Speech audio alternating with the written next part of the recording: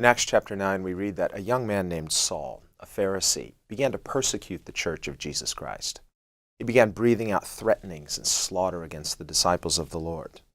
Saul went to the high priest and he obtained written authorization to capture and arrest any and all Christians that he found in Damascus and to bring them back bound to Jerusalem. We read that as he was coming near Damascus, a light from heaven suddenly appeared and shone all around him.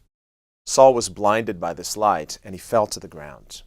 He heard a voice speaking to him, "Saul, Saul, why are you persecuting me?" Saul answered, "Who are you, sir?" And the Lord said, "I am Jesus, whom you are persecuting." What a shock this must have been for Saul to hear. He sincerely believed with all of his heart that he was doing God's service by persecuting and arresting Christians. Yet now, to his utter shock and surprise, he was being addressed by none other than Jesus himself.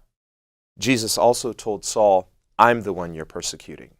Saul thought that he was merely persecuting Christ's followers. But Jesus told him that in persecuting Christ's followers, Saul was actually persecuting Jesus. We see through this example that Jesus takes it as a personal offense whenever one of his followers is persecuted for being one of his disciples.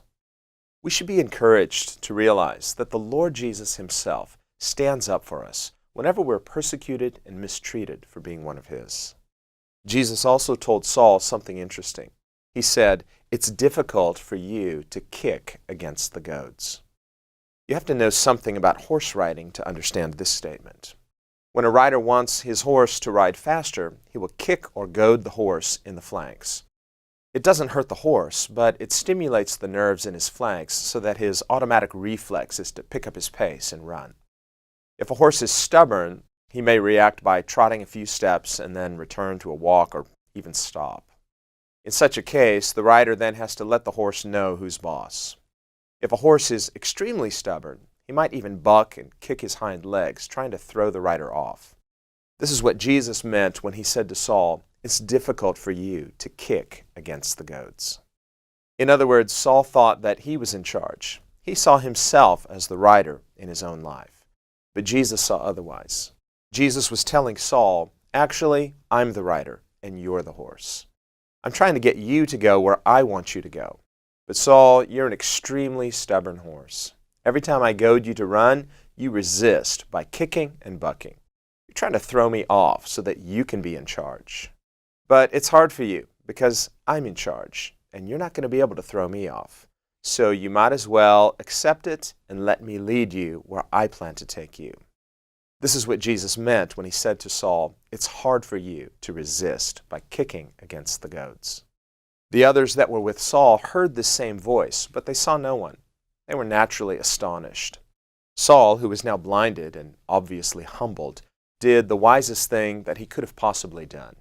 He asked the Lord Jesus what he should do. He said, "Lord, what would you have me to do?" This would become something that Saul would pray for the rest of his life. The course and the destiny of his life were forever changed on that Damascus road when he met Jesus. We learn several things from this story. First, even though we sometimes think we're in charge of our own lives, God thinks otherwise. God has his own thoughts and his own plans for each of us, and he wants us to submit to his ways and to his will.